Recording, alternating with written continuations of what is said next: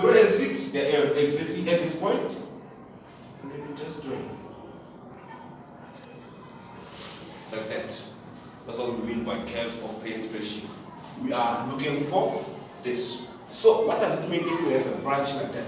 It means that now if we have to go and we have to manufacture this, there is something we need to say that for this, we're supposed to have a hole, and then this is just a pattern. Meaning that if we were to do sectioning, you remember sectional drawing.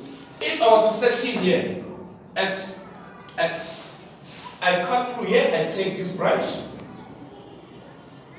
I take A, make it flat.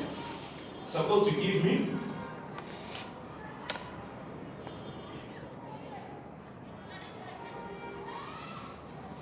it's supposed to give me a shape more or less like this. So when I take it, I roll it, it will give me a pipe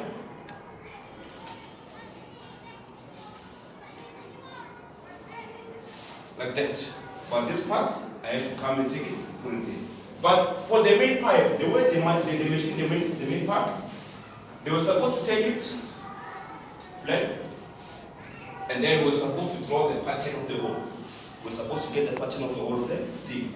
The pattern of the hole of that, it will look more like that. So same thing applies. Take this, you fold it, it will give you a shape like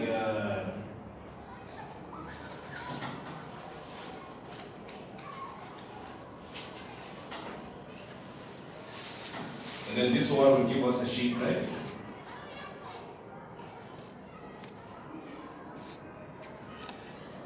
more or less like that. So that this, when you take it, it fits properly here. This, if you have to look at it in the front, it will be more or less like this.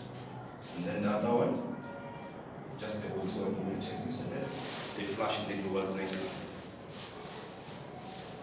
So this is what we call this curve of interpenetration. It's easy. Is it easy or is it difficult?